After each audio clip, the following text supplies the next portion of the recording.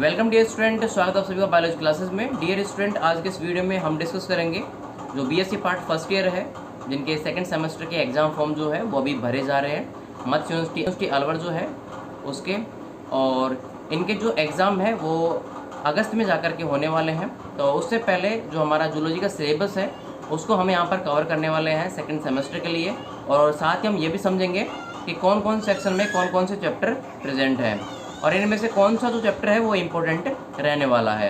तो शुरू करते हैं हम पहले सेक्शन ए से। सेक्शन ए में अगर आप देखोगे तो हमारे पास में 4 जो चैप्टर है वो यहाँ पर प्रेजेंट है। ठीक है, सेक्शन ए में जैसे कि हमारे पास में ये फर्स्ट चैप्टर है इंटीग्यूमेंट यानी कि स्किन का, जो हमें कोडेड एनिमल्स के अंदर पढ़ना है। ठीक है, सेकंड है स्केलेटन सिस्टम, जो कि कोडेड एनिमल्स का ही स्केलेटन सिस्टम हमें पढ़ना पड़ेगा। तीसरा है डाइजेस्टिव सिस्टम। ठीक है, ये हमारे पास में जो चैप्टर्स हैं वो कोडेड एनिमल्स जो है उनके बारे में है। साथ ही चौथा चैप्टर है हमारे पास में रेस्पिरेटरी सिस्टम। ठीक है, यानी कि श्वसन तंत्र के बारे में। इसके बाद में अगर हम बात करें सेक्शन बी की, तो सेक्शन बी में भी 4 चैप्टर हैं, जिसमें से पहला चैप्टर है सर्कुलेटरी सिस्टम के बारे में, यानी कि कोडेड एनिमल के अंदर जो सर्कुलेटरी सिस्टम है वो किस प्रकार से काम करता है या फिर वो किस किस प्रकार का प्रेजेंट होता है। सेकंड चैप्टर है इस सेक्शन का यूरोजेनिटल सिस्टम, यानी कि मूत्र जनन जो तंत्र है उसके बारे में, साथ ही जो किडनी है उसका डेवलपमेंट किस प्रकार से हुआ है। साथ ही हमें पढ़ना है तीसरा चैप्टर नर्वस सिस्टम का, यानी कि तंत्रिका तंत्र के बारे में।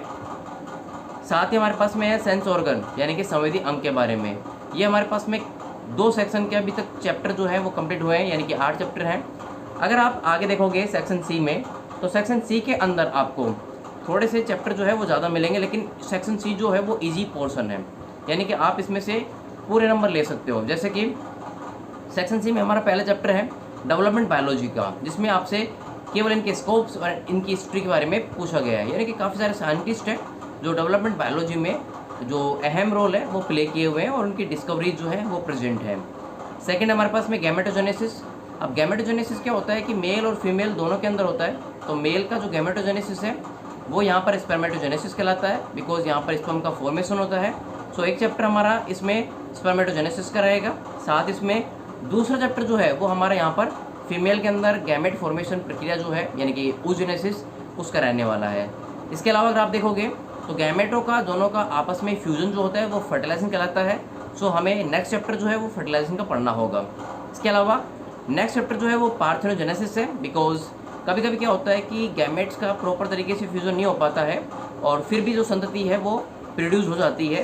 तो ऐसी कंडीशन को हम यहाँ पर फर्टिलाइजेशन का एरर मानते हैं और वो एरर यहाँ पर पार्थेनोजेनेसिस कहलाता है। सो 5वां चैप्टर हमारे पास में हो गया पार्थेनोजेनेसिस का।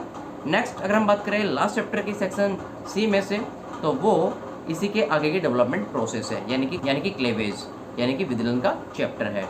इसके अलावा अगर हम बात करें नेक्स्ट सेक्शन डी की, जो हमारा लास्ट है इस बुक का, तो यहाँ पर काफ़ी सारे चैप्टर्स आपको देखने को मिल रहे होंगे सेक्शन डी में।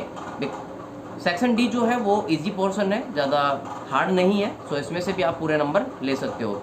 जैसे कि हमारा पहला चैप्टर जो है सेक्शन डी का वो है एम्ब्रियोजेनेसिस का। यहाँ पर आपको फ्रॉग जो है, मेंढक जो है, उसके अंदर पूरी प्रोसेस जो है एम्ब्रियोजेनेसिस की पता करनी है, समझनी है।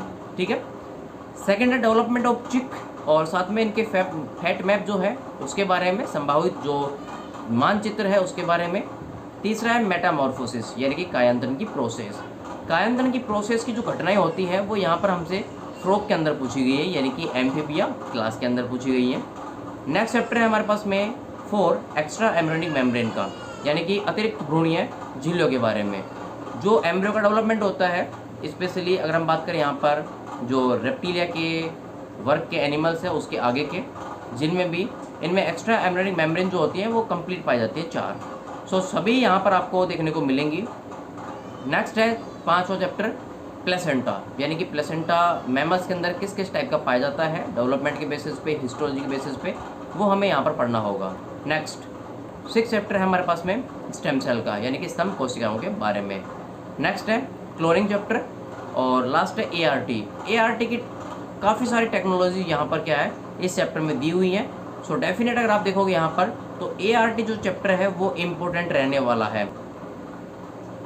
तो इस प्रकार से हमारा जो सिलेबस है वो यहाँ पर कंप्लीट होता है।